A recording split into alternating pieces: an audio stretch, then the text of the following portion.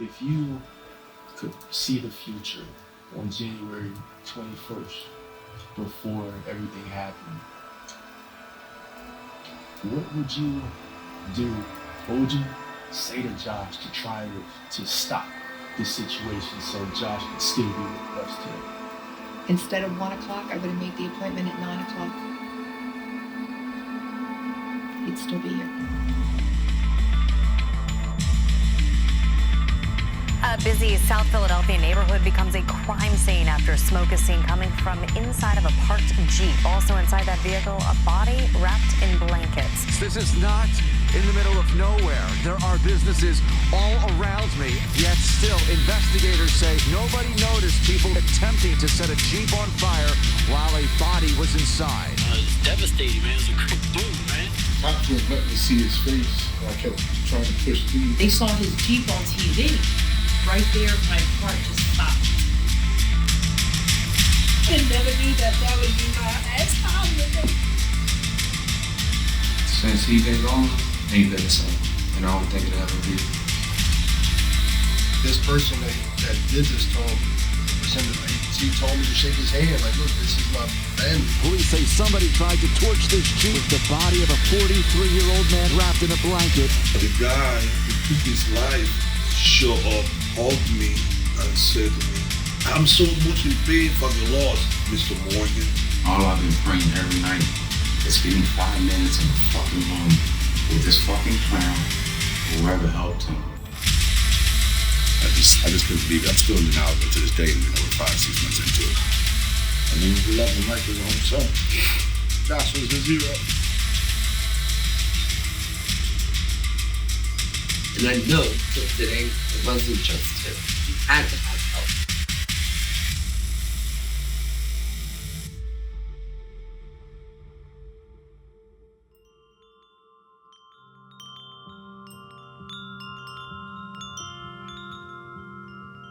How did you have a good meet? We met, actually, I was like 16. We would go to the dances, to the clubs, and they used to bring all the good Latin bands there. I used to have a deli, so I was a little slap in the deli, so Lana used to come in and clean the refrigerator, so we became friends, etc. And then we became more than friends. The birth of Josh was 1976. We was living at 1040 Erie Avenue. We were in that apartment. Alan was out, and it was a door entrance to come into the kitchen and a door entrance to go into the bedroom. So I kept hearing noises, like they're hitting box. I thought somebody had broke in.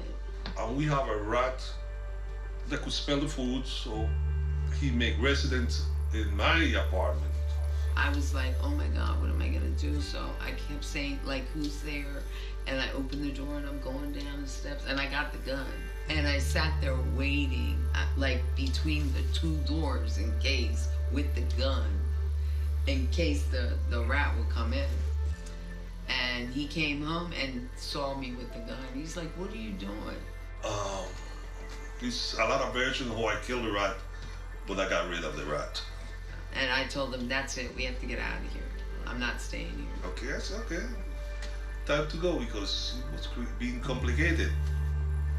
So we moved to New Jersey. Jason and Josh was 6 and 8, but we was in Morgan Boulevard behind where they used to sell all that, call it freebase. They used to call it crack. Then we moved to Williamsboro. That was like Disneyland to any kid. I built a basketball court in the yard. For us to practice and show them the game was the most amazing thing I ever done for my 2 sons and for the kids in the neighborhood. They built a friendship with 2 or 3 of the guys that they still are like brothers. This is Josh Morgan. I'm interviewing Boys of Intelligence out of Williamsboro, New Jersey. Playing around and everybody would come over, and that's around when I first met Josh. He came through with the Millbrook crew and we just all started playing and just went from there. When Jesus walked, my Jesus walked. When Jesus walked. I remember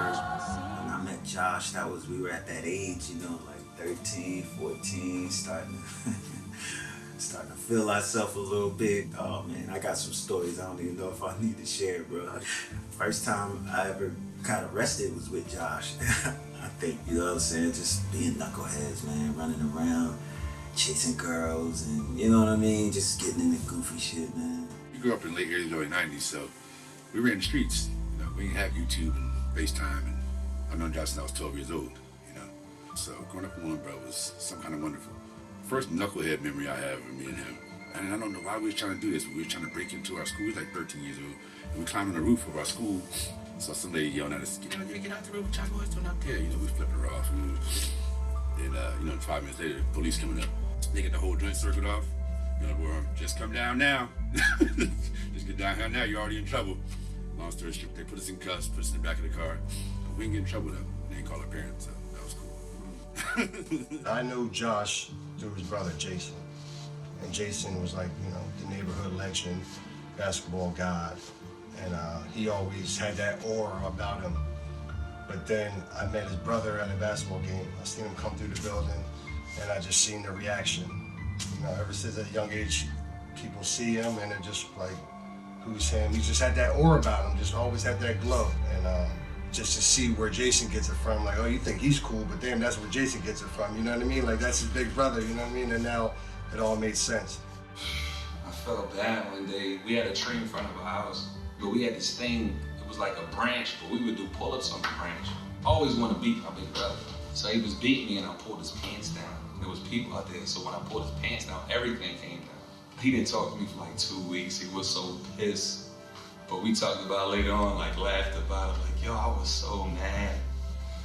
That was such a great story, man. One day I came home, he was in high school by now, and I had all these grocery bags in the car. And I come in, and his door's locked in the bedroom. And usually it's open. I'm like banging on the door. So he opens the door real late, and then I hear somebody jumping out the window, and it's a girl. So I drop the bag, he's like, Mom, what are you doing? And I'm running after her. It was funny. I never got, she ran. Me and Josh's first encounter was me walking home from school with my girlfriend. He rolled up in a motorcycle with his other friend that had one too. My friend dated his roommate, so they were catching up. And then, you know, he came up to me, asked me my name. Same old Josh, smooth, charming. So smooth and charming that I gave him my number, knowing that I was not allowed to give out my phone number because of my strict father. I was not allowed to have boyfriends. You know, mind you, I was 18 years old. But for some reason, I gave Josh my number, and I was just like, oh my God, like, why did I give him my number? He called me after, maybe like a month later. He got into a motorcycle accident. So, you know, I was messed with him because I was like, oh, you were just going down your list of all girls' names and see who would pick up and, you know, feel bad for you. And we set up a date. I fell in love pretty fast. I remember the first time I told him that I loved him. You know, a couple months after I met him, I was like, you know, I want to tell you something, you know, I love you. And he looks at me and he goes, I like you too.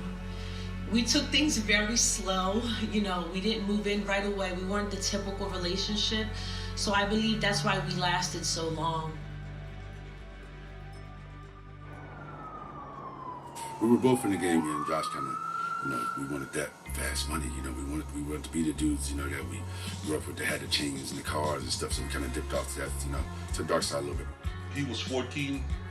He came one day and he told me, well, I got to Jamaica, and he gave me this little thing. I said, you really want to get into this, man? I said, listen, come with me, and introduce him to my friends, the people that was a part of my crowd. I met Josh through his dad. I was actually good friends with his dad first. One day his dad just brought him out and was like, hey, this is my son, teach him. And it was like, ever since that day, he was like my little brother. He took him under his wing and showed him the game the right way. He never looked back. You know, Josh, I remember when I met Josh, he just had like an old Thunderbird, little bullshit red Thunderbird with 16s on, you know, that was his pride and joy. And even at the height of all his street shit, he never forget nobody. You know what I'm saying? He always try to look out. He ain't stoop down to nobody's level. He give everybody the benefit of the doubt. I had a game in school, and like I said, Josh would come to all my games. There was an agent there that was looking at another player. And when I come out the locker room, the agent stopped me and said, hey, he said, well, listen, got a trial for you if you want to go. So we're going to bring the owner down to come see you. I said, okay. Called Josh, him and Joanna come up. The owner came, watched the game. He was like, yo, I want to sign you. Went and played my first year. Then I came back. And that's when, you know, everything went downhill. It was on the news, on the run.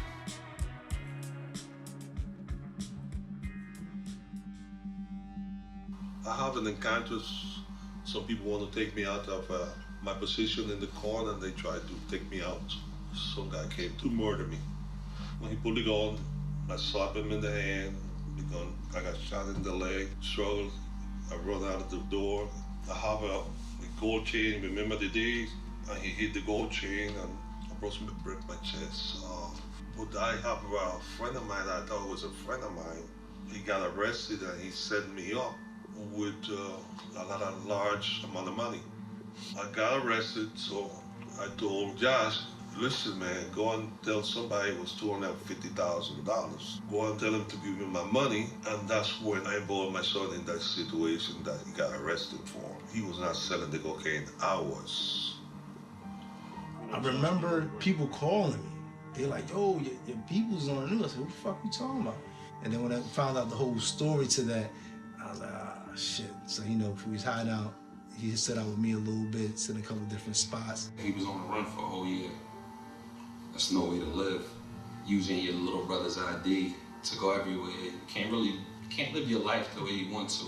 And before I went back, he said, hey, I'm tired of doing this. I'm gonna turn myself in. I think they're gonna give me this certain amount of time.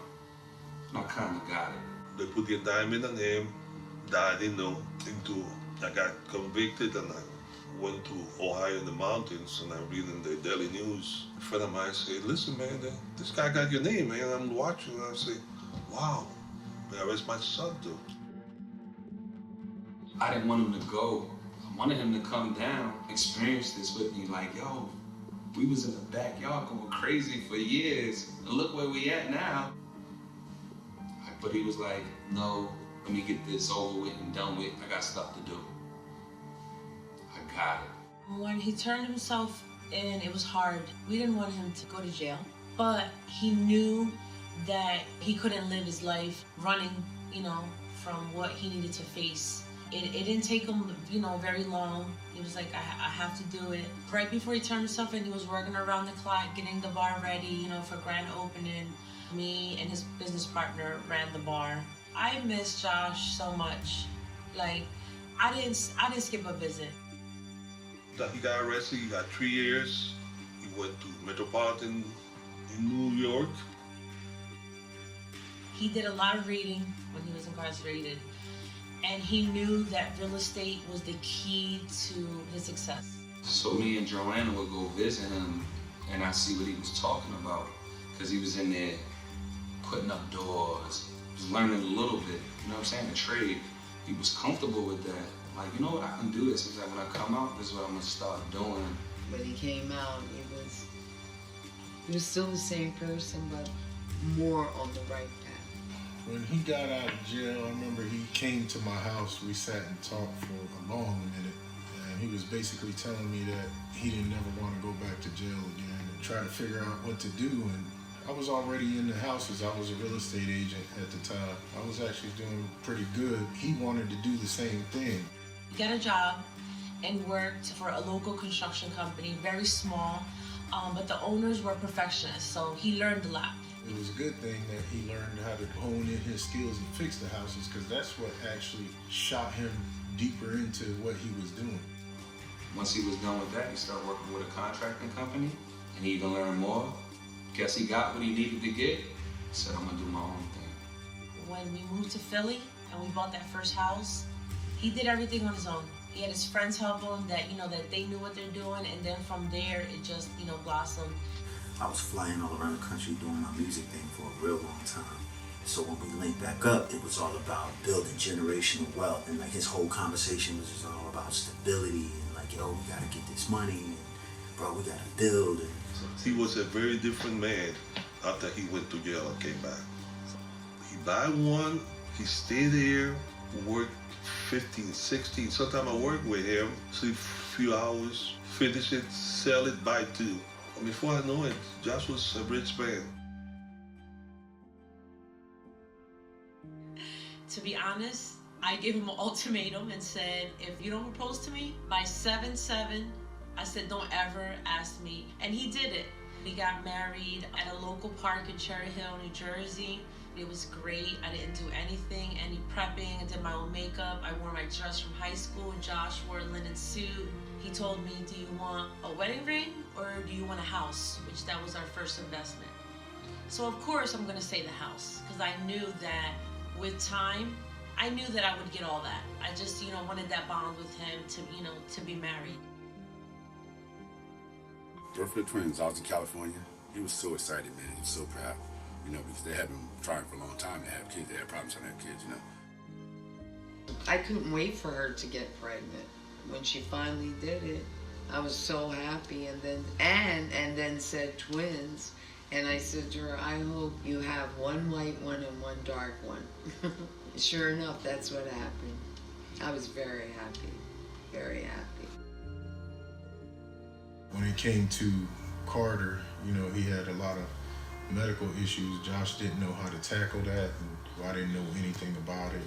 So I kind of just asked him a lot of questions, which took him away from his fears and his nervousness. He called me and he said, yo, Dad. I said, yeah. He said, I got two wonderful big boys here, man, Carter and Blake. I said, good.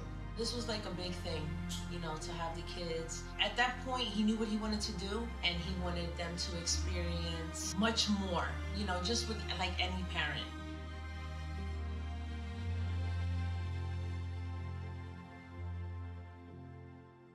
He did the first day on Fishtown, that's what got him rolling. So he had his little crew, and he flipped this investor's house. This is a real estate agent dude. He's like, oh, hoes, I did this shit in 30 days. He sold it for X, Y, and Z. I said, yeah, how much the fuck you get for rehabbing the whole joint? I said, why you ain't buy your fucking stuff rehab and sell it like that? He just looked at it like, I put the light bulb, he like, man, this nigga right, like. I first met Josh. He purchased a property on Orchard Avenue in Pennsauken. And he called me up and he said he wanted to go see this property and it was going to be a cash deal. And he really liked the property. We ended up purchasing it for $32,000. And he fixed it up. He didn't have a crew. He was just starting the property. But it was like right after that he started buying property. I hadn't seen him for about 10 years. I met back up with him. He was doing some contracting work, I believe, and was talking about real estate. And I said, oh, I do real estate. And he said, well, I'm buying properties. And that's when his vision started really clicking to me, like, wow, I didn't even think of buying houses and flipping houses and getting rentals. I was working at the post office at the time. I was a mailman. And he turned me on to a whole new life. Well, I was going through a really tough time in life, man. I was battling for like custody of my son. I was going through court, child support. I never told Josh nothing. And at the time, him and my dad did a job together and they had like a falling out. My mom ended up falling in the hospital. He went to see my mom and my dad had no choice but to respect that. Oh, we beefing, but you just came to see my old lady. They squashed the beef. So while he was in the hospital, my mom had told him what I was going through with my son. And he called me and was like, yo, come see me. So I went to see him. And it was a property of his. And he was just like, yo, you like this drum? I said, yo, this one decent. You know what I'm saying? And he was just like, you sure you like it? I said, this joint dope. You know what I'm saying? Like, this shit alright, like, cool, you know what I mean? Like, what's up with you going? Rent it out, what's going on? He goes just like this. He goes, it's already rented out. Here you go. Now go get your young boy. Homie leveled up. It's like, he just leveled up all the way. I mean, even, you know, Josh was a little skinny kid, so even his stature physically, to go from being like the little skinny kid, and then I see you, you know what I mean, however many years later, and you like, you know what I'm saying, you towering over me, 240 pounds, whatever, 250, like housewife, kids, like smarts, his wisdom, and just a total level up. You know, when you see pictures and things of his success, people don't know, you know, that didn't happen overnight. You know, there's a lot of work. We had a party. Get back in the car with Josh, like, yo, people headline, what's going on? Yo, he put food in the fridge. This is what he does for my family. He helped me get my first house. Your brother helped me get my first work truck. I do a plumbing thing. He said, Jay, everybody's gonna eat. That was his motto. But you gotta show me you wanna eat.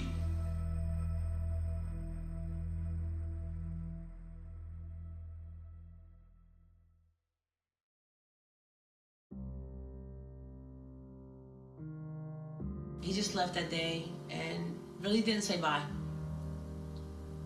I got the call from a friend of mine telling me something was going on with my brother.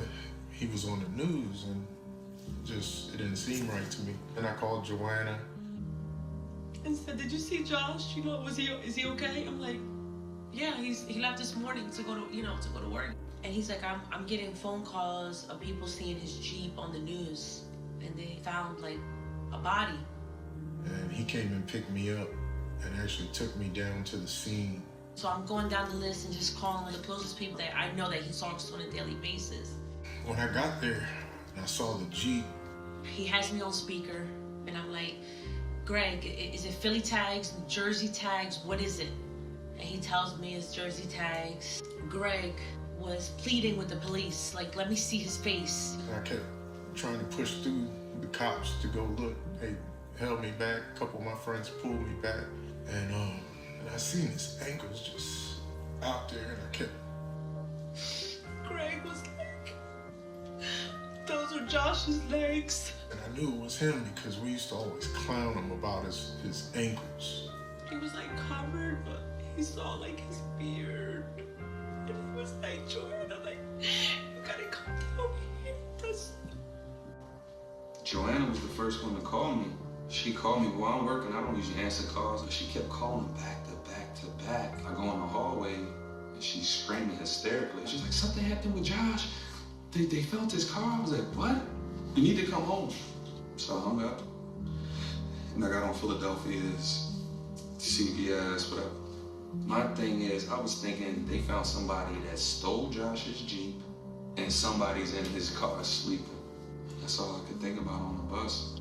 And I just couldn't stop crying because I was like, this can't be real. Until I got off the bus, my dad, a couple of my good friends, they were sitting there and they were all crying. That's when I lost it. Jason called me and said, pick me up at the bus station. That's when it hit me. The detective talked to us. Then when he explained it to me, he said he shot him at a close range. I know my son was probably like this. He wasn't aware. There were no defense wounds, so I knew that he trusts this guy. He felt comfortable with this guy. Had to be someone he knew. He wrapped him in a blanket and put him in the truck. And I said, that can't be possible. When it took 4 police officers to get him out of the truck. And then he tried to burn him in the Jeep, set it on fire. And thank God the windows were up. There was no fire. What would you do, man, if you were with Josh the day of his death, man, and if you could have prevented it in any way? Tell him to fucking go home. The money Josh used to give this dude to feed his family. Every time this nigga dude would call me, oh, I'm thinking about killing myself, I'm doing this, and Josh would rush over there, throw him a couple of dollars, throw him there, like, you know, he had a big heart, man, and he fuck with you, he'll go all the way, you know what I'm saying? And obviously this motherfucker played in on that, you know? This is Josh. He loved everybody. Everybody loved him. He would give you the shirt off his back. Like, he wasn't this type of dude that someone's gonna kill.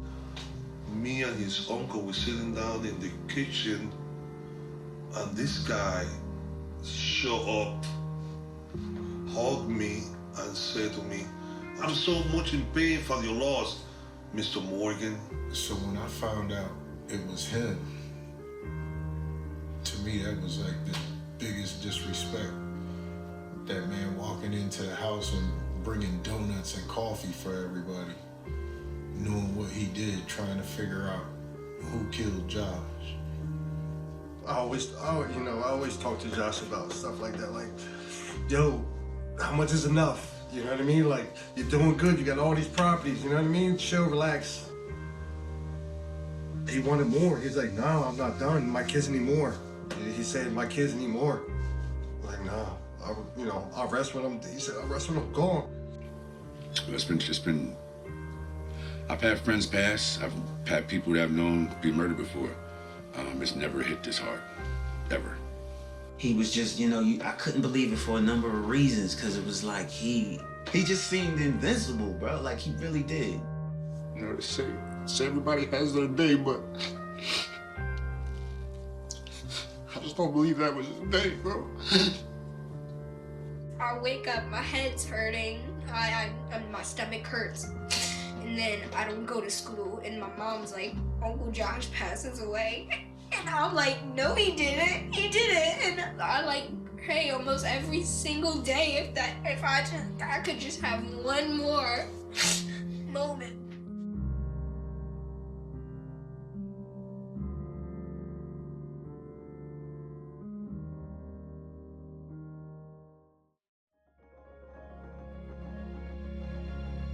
Josh loved to live his best life. He really did. And he wanted everybody to prosper around him. He wanted to share the wealth. Entrepreneur, one of the greatest people you can meet. I don't care if you're feeling like $2, he's gonna make you feel like $1 million. Change your whole attitude about life. That's what Josh did to everybody, old and young. The reason he was winning, because he was so honest with everyone. Never tried to get over on anybody. And I learned that from him. He helped every single human being that he can. His friend, his family, his beloved brother, his wife, his kid, and his parents. He cared for every human being. I was so very proud of Josh, but I didn't know that he had such an impact on a lot of people. He was just down to earth, a good person, a positive person, and a go-getter.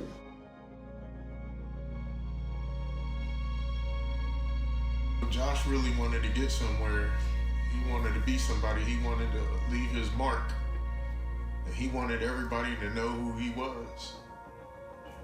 And he also wanted to give back. Yeah, Josh changed me, man. He always talked about just enjoying it. Don't get too stressed out. Don't get caught up on the small things. Enjoy what you got. And if you don't got it, work hard to get it. Most importantly, he inspired me to stop worrying so much about shit I can't control. No matter what the circumstance was, man. It's like, yo, it's gonna work itself out and we gonna be good.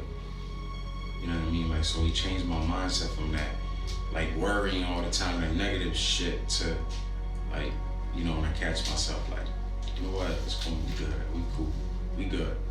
Just gotta keep pushing, you know what I'm saying?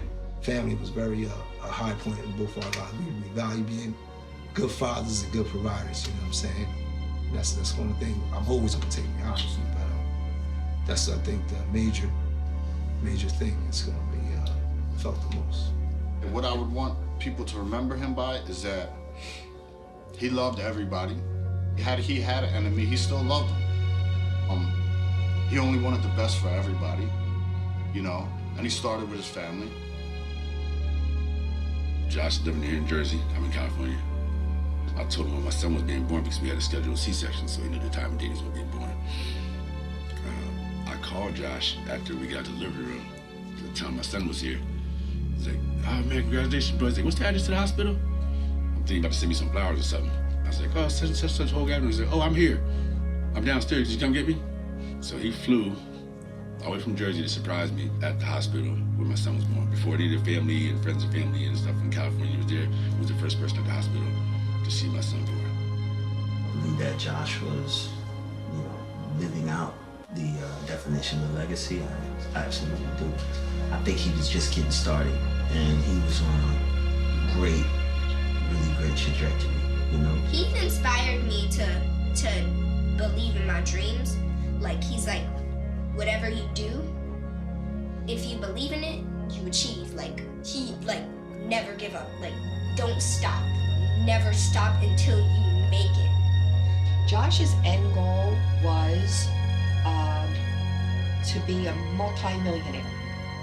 That's what Josh wanted. Josh wanted to build a resume of properties, because he used to say, when I leave this world, I'm not leaving a lot of money, but I am going to leave a lot of property.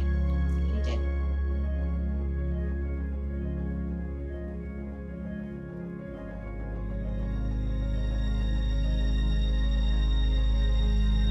With him, we purchased a building in Palmyra, New Jersey, and we had big plans for that. We bought it. It was the old Knights of Columbus building, and that was our first purchase. It was our first purchase together. We started the LLC together, bought the building. Remember, he was so happy at the settlement table. And I was so nervous. I spilled a damn cup of coffee that I asked for on all of our settlement documents. And everyone was trying to rush and get the coffee before it destroyed the check. And everyone was like, oh, it didn't get the check, so we're good. We were just so happy that, we settled on this first big commercial transaction together, and the dream was really coming together. Like, wow, I'm really a business partner with my childhood friend, and we're finding the way together.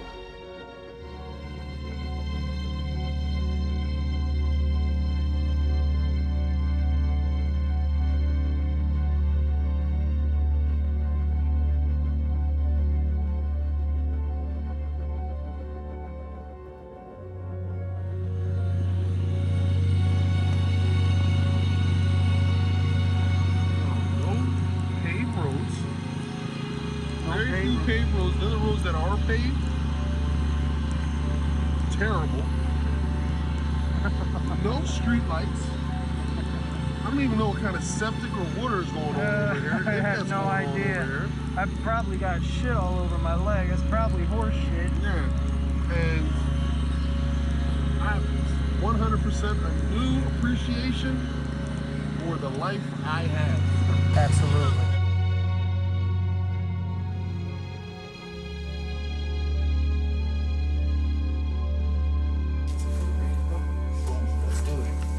You remember the last thing you did with Daddy? Yes, we were in the pool in the backyard.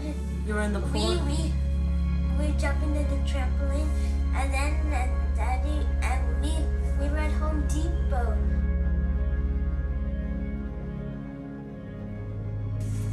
Scene one, take one. I miss you, Daddy. So he can hear you, right? Remember how we say we talk? What else did you do that was fun with Daddy? Lots of things. Like what? Tell me one thing. We go to Philly. You went to Philly? What'd you go to Philly for?